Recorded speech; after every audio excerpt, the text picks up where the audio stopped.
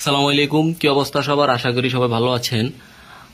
আমরা আমাদের আজকে যে STM32 1000 দিয়ে যে মেশিনটা, এটা আপনাদেরকে একটু দেখাচ্ছি। এটার বক্সটা এই যে এরকম হবে, আর এটাতে হলো 3টা ফ্যান ইউজ করা হয়েছে। একটা হলো ট্রান্সফরমারের জন্য, এই যে এই সাইডে যে ফ্যানটা, এটা ট্রান্সফরমার গরম হলে ট্রান্সফরমার যে সময় গরম হবে ওই সময় ঘুরবে, এছাড়া যে কোনো সময় অফ থাকবে।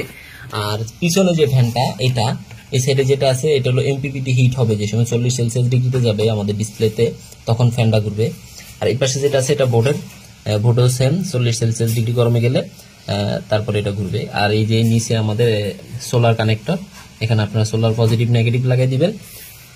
আর হলো আমাদের বক্স যেরকম, আর আমাদের ডিসপ্লেতে সবকিছু দেখতে পারবেন। আমাদের এই সাইডে ব্যাটারি লেভেল ইন্ডিকেটর আছে, এটাতে ব্যাটারি ভোল্টেজটা দেখতে পারবেন।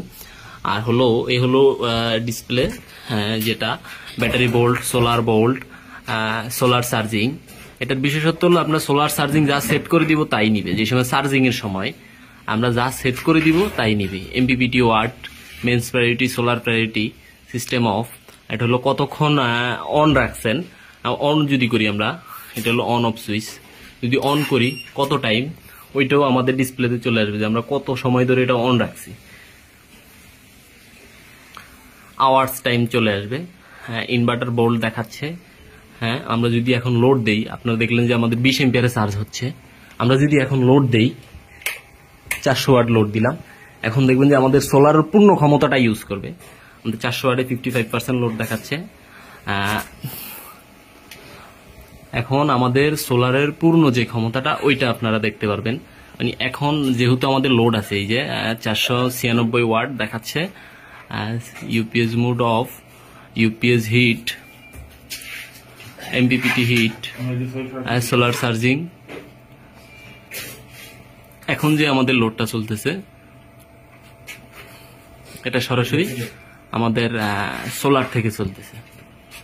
ইনভার্টার ভোল্ট, আমাদের এই যে আওয়ার্স টাইম, ইনভার্টার অন হয়েছে 59 সেকেন্ড 1 মিনিট হলো, সবকিছুই দেখতে পারবেন এটার মাধ্যমে। লোড লেভেল 50, সোলার গেইন, এই যে আমাদের এখন সোলার থেকে ফুল 40 এম্পিয়ার, আমাদের 400 ওয়াট লোড চলতেছে, আমাদের 40 এম্পিয়ার এখান থেকে আমাদের সোলার থেকে নিতেছে। আর এটা যে সময় আমাদের চার্জিং এ চলে যাবে, যে সময় চলে যাবে ওই সময় 20 এম্পিয়ারই নিবে। আপনারা আমরা যদি লোডটা অফ করে দেখাই, যে বা ইনভার্টার সুইচ বা লোড অফ করে দিলাম, যে অটোমেটিকলি আমাদের লোডটা কমে যাবে। যদি আমাদের 40 এম্পিয়ার ব্যাটারিতেই চার্জ নেয়, তাহলে কিন্তু আমাদের ব্যাটারিটার উপর অনেক চাপ পড়বে।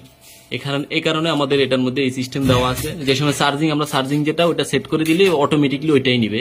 এখন যদি আপনারা আমাদের দেখতে পারেন যে চার্জিং এম্পিয়ার কত ডিসপ্লেতে, সোলার গেইন 23, এই যে সোলার চার্জ 20, আমাদের 20 এম্পিয়ার এখন চার্জ হচ্ছে। আমরা যদি আবারও লোড দেই, 400 ওয়াট লোড দিব, আমাদের অটোমেটিক সোলার থেকে যেটা পাচ্ছে পুরাটাই নিবে। যে এখন ওয়াট দেখাচ্ছে 421 ওয়াট, আমাদের 400 ওয়াট সরাসরি সোলার থেকে দিচ্ছে।